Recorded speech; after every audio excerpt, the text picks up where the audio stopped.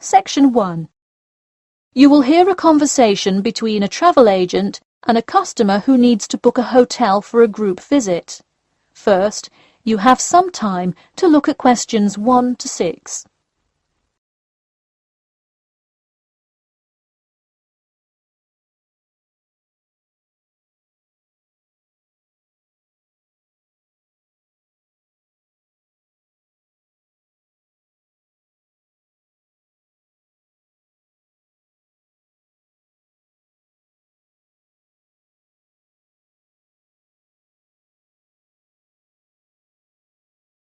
Now we shall begin. You should answer the questions as you listen, because you will not hear the recording a second time. Listen carefully and answer questions 1 to 6. Hello, Elite Travel. This is Emily speaking. How may I assist you today? Hi, I have a group visit to plan, and I wonder whether you could help me decide on which hotel to book. I've narrowed it down to either the Winchester, the Royal Hotel, or the Star Hotel. I'm wondering if you have a recommendation. I would be happy to help. Those 3 are excellent choices. If everyone is booking hotel rooms independently, an easy way to do it is online booking. The Star Hotel offers online bookings at no additional charge. It sounds fine. Yeah, and you can even book the gorgeous sea view rooms if you act quickly. I'll consider that. It would be great since we're mostly first-time visitors to the area to get a nice view of the water. Now, are there handicap-accessible rooms? Yes, all 3 options have access for the physically disabled.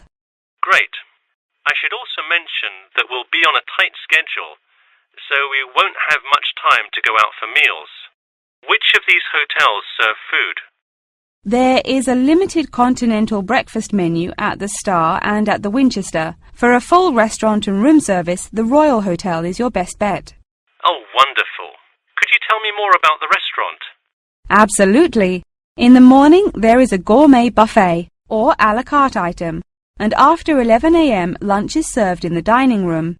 Dinners are in a nice, low-key but high-quality setting in the hotel's private dining room, and Fridays feature the house jazz band. How lovely. Is there a group discount? No, sorry, not at the Royal Hotel. Let me check on the others, though. Could I place you on hold for just a second? Sure, thanks. It looks like there is one at the Winchester. 15% off when you book 8 or more rooms. Really? Sold. We'll book at the Winchester. Wait, is it suitable for children, though? We'll have a few little ones in our group, and it would be great to have a way to keep them occupied. Yes, in fact it has a play place that kids just love, with slides and swings and everything. Definitely a good hotel to bring the kids. Okay, great.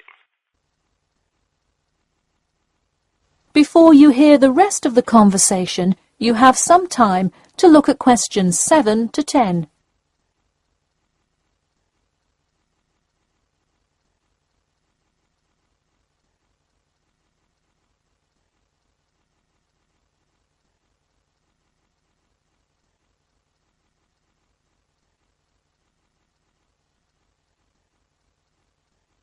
Now listen and answer questions 7 to 10. So now I know where we'll be staying. What next? Should I go ahead and book transportation and assign rooms and everything? Well, for now there are only a few things for you to take care of. We will hold a block of rooms for you as soon as you send a deposit. I recommend booking as soon as possible, so you probably want to send the invitations as soon as you know how many rooms to hold. Oh, right. Okay. I'll send the invitations and put down the deposit. Is there anything else I should take care of? Great. And don't worry about this now, but sometime before you arrive, do let us know if you'll be requiring our transport service to and from the airport. I'll make sure to let you know. Does that incur a service charge, or perhaps a tip, or some presents to show our gratitude for the personal car service? Oh, don't worry about it. It is a free service, so if you would like to tip, you are welcome to do so. But hotel drivers do not accept gifts. Thanks for your help. My pleasure. Enjoy your stay at the Winchester. That is the end of section 1. You now have half a minute to check your answers. Section 2. You will hear a talk about the 11th Annual Durham County Car Exhibition. First, you have some time to look at questions 11 to 16.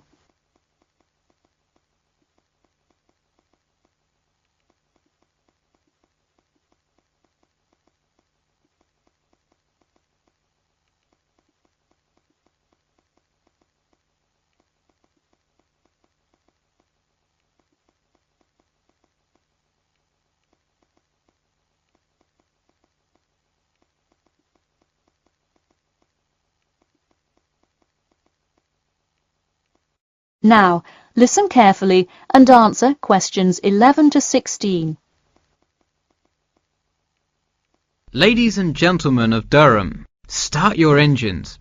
Skip Gordon here, inviting you to the 11th Annual Durham County Car Exhibition. That's right, it's that time of year again. Mark your calendars. The pre-opening event kicks off on the 18th, and the exhibition officially opens to the public on Saturday, March the 19th. Take it from me, you won't want to miss Durham's most attended public event of the year 5 times running.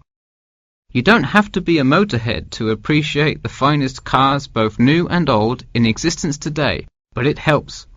Be one of the 70,000 people to see everything from big rig monster trucks to good old-fashioned classic hot rods. Get your tickets now. Admission is £10 for adults and £5 for children during off-peak times, and £20 for adults and £10 for children, and senior citizens on weekends and for full-day passes. Come see vintage classics, bid in the auctions, and even test out a few on the Winners' Circle racetrack. An insider tip: weekends are the exact time when all of the best attractions take place. But to avoid Saturday crowds, join us this Sunday. You'll see me, Skip Gordon, and all your friends from WKXP there this Sunday at our very own booth, so stop by and say hi, and you might just win a prize of your own. A new attraction this year will be the addition of a new car category, electricity, namely the electric car class. See displays from Toyota, Honda, and you guessed it, Tesla. Watch as the first generation of fully electric cars compete on style, ride, and watch the main entertainment as there's going to be a fabulous show of racing car to see who takes home fastest battery-powered car. While not typically known for their speed, this new class is guaranteed to surprise you. Before you hear the rest of the talk, you have some time to look at questions 17 to 20.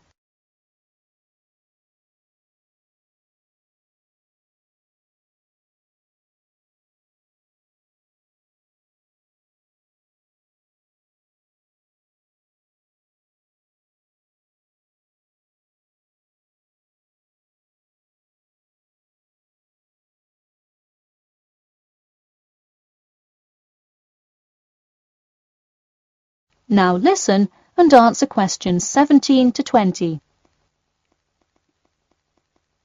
Get tickets before they sell out. Last year's tickets sold out fast, so we upped the attendance this year.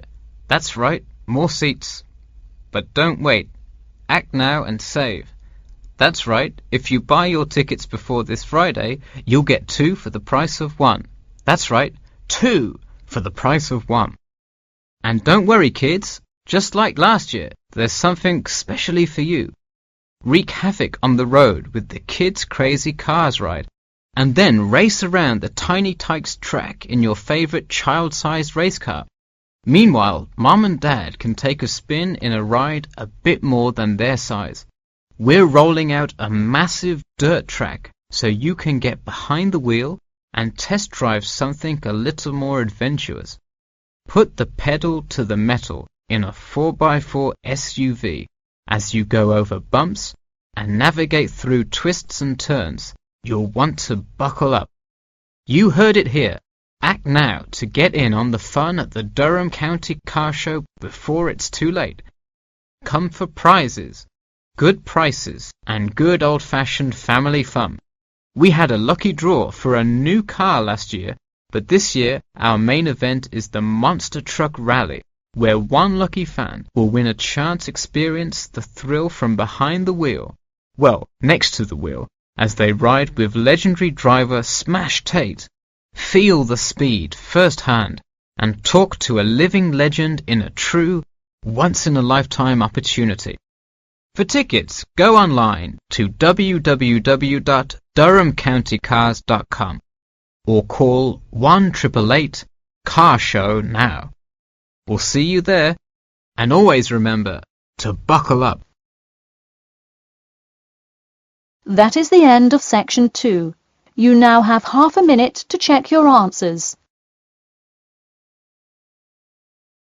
Section 3. You will hear a student asking Professor Jameson for advice in choosing courses for next semester. First, you have some time to look at questions 21 to 23.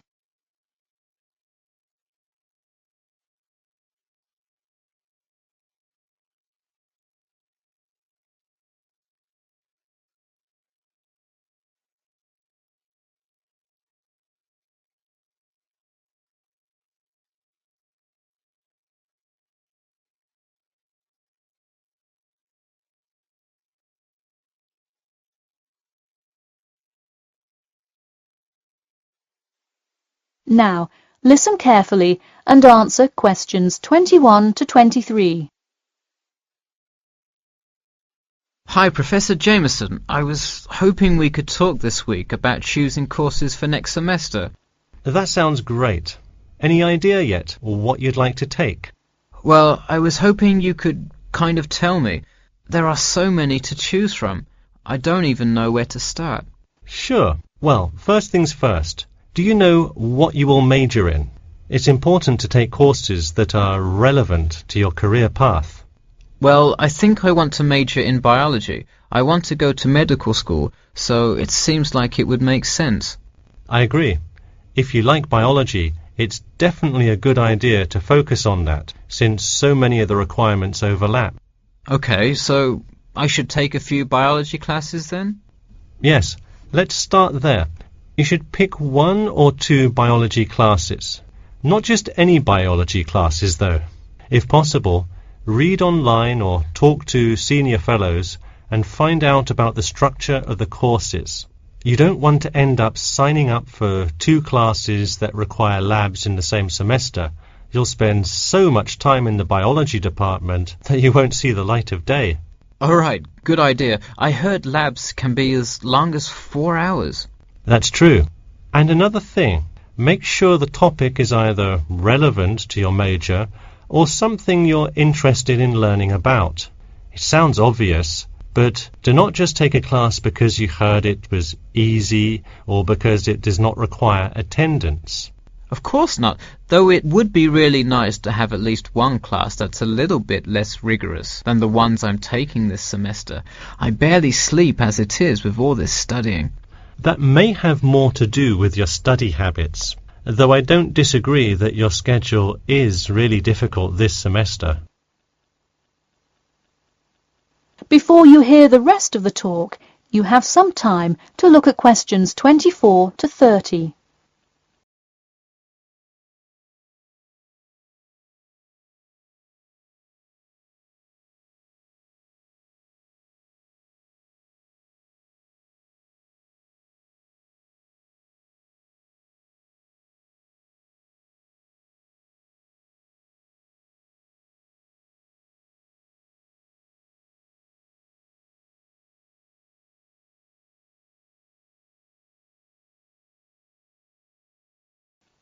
Now, listen carefully and answer questions 24 to 30.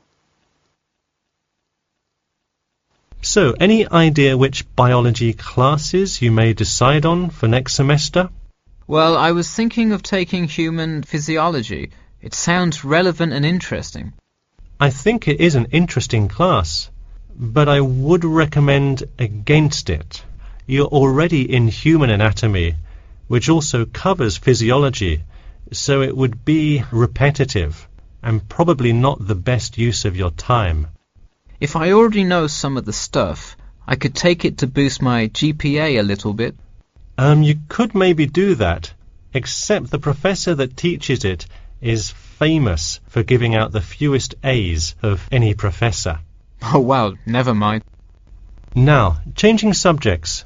Have you decided yet on your research topic? Well, I actually decided I don't want to do a research paper. I'm going to do a dissertation instead. I think I will much more enjoy coming up with a thesis and finding all the details to support it. I see.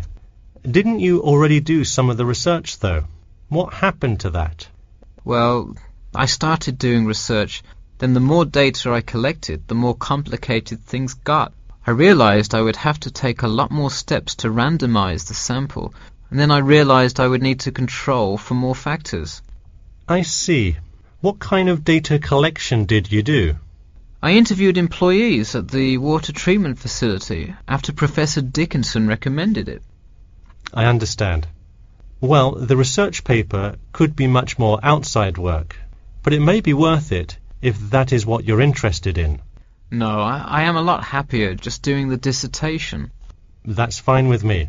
Just remember, you need to finish your first draft and send it in soon. It's already the middle of February. Oh wow, it is, isn't it? I just have to finish it by the end of March, right? Yep, but don't forget, the date will really sneak up on you. Okay, I'll make sure to set reminders in my calendar. And who do I talk to about registering my dissertation? You should go to the department office and then talk to the secretary. I thought I needed to talk to the department head. Not for registering. If you need help developing your dissertation, that's when you should go to the department head. I see.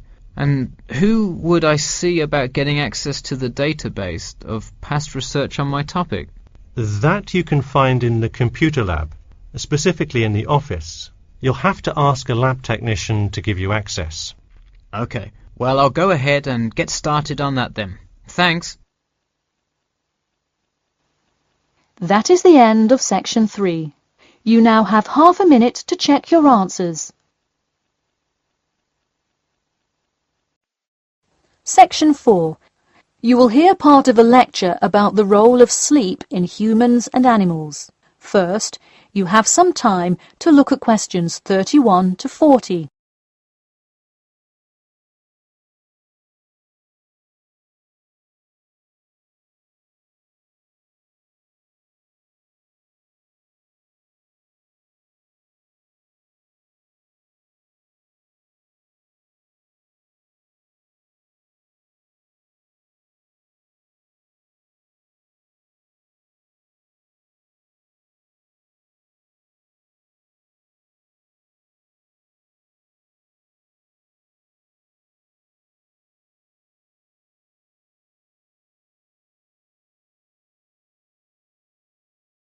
Now, listen carefully and answer questions 31 to 40. Good morning, everyone. In today's lecture, I'm going to talk about the role of sleep in humans and animals. Of all the biological processes in the animal kingdom, sleep is perhaps the most important. A human can survive for almost 2 weeks without eating. But did you know that 1 week without sleep can be fatal? It's even worse for animals, especially for those who must avoid predators. Without sleep, an animal is much less capable of avoiding an attack. This is the case for all animals, whether they are reptiles, mammals, or fish. Let us look now at how different animals sleep, reasons for their ways of rest, and the potential problems they might encounter. In marine life, sleep must be balanced with breathing. For example, the dolphin must float to the surface as it sleeps in order to breathe. Like other large sea mammals, they keep one eye open and one half of the brain awake at all times to maintain some amount of consciousness required to breathe and to watch out for possible threats. They sleep with only one brain hemisphere in slow wave sleep. Birds also have unusual sleeping patterns, mostly due to being constantly on edge in the presence of numerous predators. They usually sleep quite lightly. For example, Swainson's thrush, also called olive-backed thrush, is a medium-sized thrush that takes hundreds of naps during the day, each of which lasts just a few seconds. While migrating, migratory birds tend to function well on micronaps. Horses, on the other hand, do most of their sleeping standing up.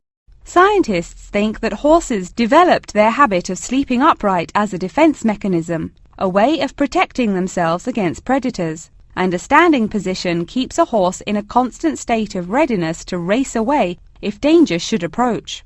Also, horses do occasionally take short naps lying down. Horses are heavy animals with big muscles, but their bones are surprisingly delicate, so lying in one position for a long time could well injure a horse. Just like humans, animals can also have sleeping problems. Dr. John Hendricks and Adrian Morrison from the School of Veterinary Medicine, University of Pennsylvania in Philadelphia, determined that certain diseases were primarily associated with the sleep states in animals. In their research, they emphasized that because so much in this area still remains unclear, animal models were very important for studies of sleep disorders. The physiology of sleep in animals is similar to that of humans.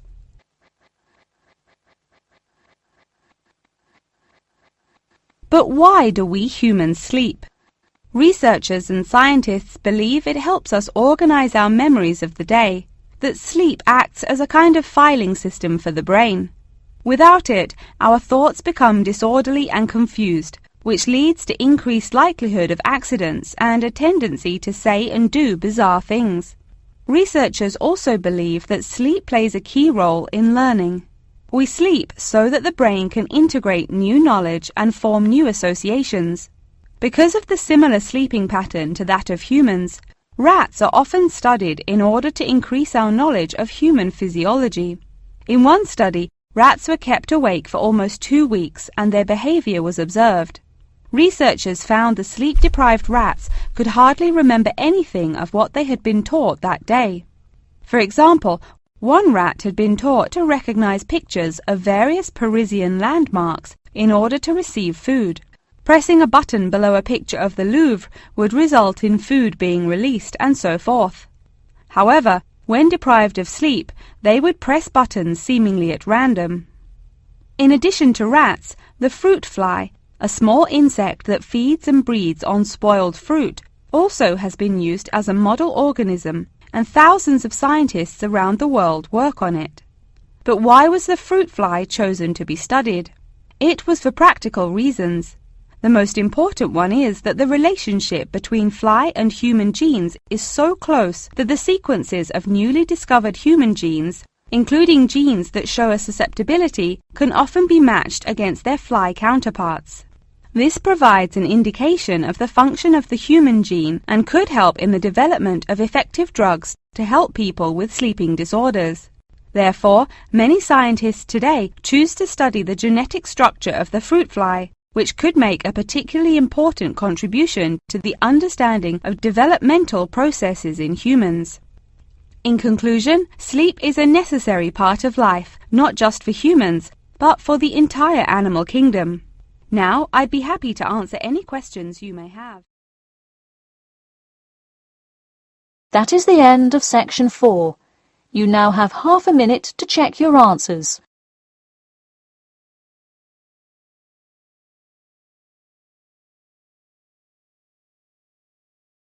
That is the end of the listening test.